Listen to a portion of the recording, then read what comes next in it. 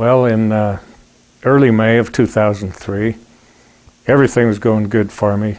I had a good job, a wonderful wife, good family, everything going good. And one morning, when I showered, I noticed that I had a swelling under one of my arms. And I didn't think too much of it other than it was still there the next day. And I'm not one to run to the doctor over every little thing, but I felt like for some reason I better go get it checked out. And I went to our local doctor, and they did quite a few tests. And the tests didn't get what they wanted, so they thought they better do a biopsy. And so they did a biopsy the next day and sent that in. And when I got the results back, they didn't like what they saw, and so they sent me to a specialist in a larger city.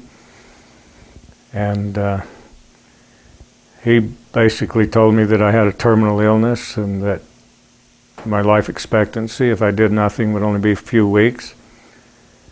And he said he did have some treatments that he would be willing and like to do, but that would still only give me a 30% chance of survival.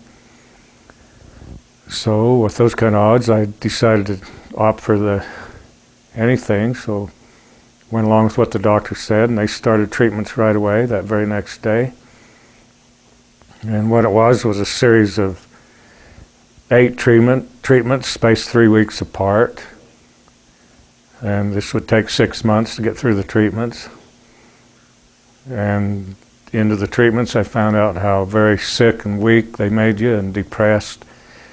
With everything, I was very depressed.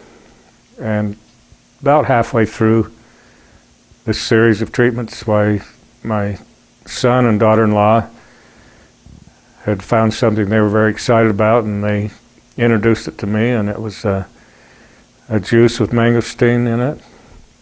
And I'm kind of a skeptic, but I thought there's nothing to lose. I just as well take it. It might do something. So I started taking it on a regular basis, and within just a few days, I noticed that my strength was somewhat improved, and I know my depression was a lot improved. I continued to take it on a daily basis and continued my treatments clear through the 6-month period. At that time, they sent me to Salt Lake City, Utah, where they did what they call a PET scan, which is a thorough scan.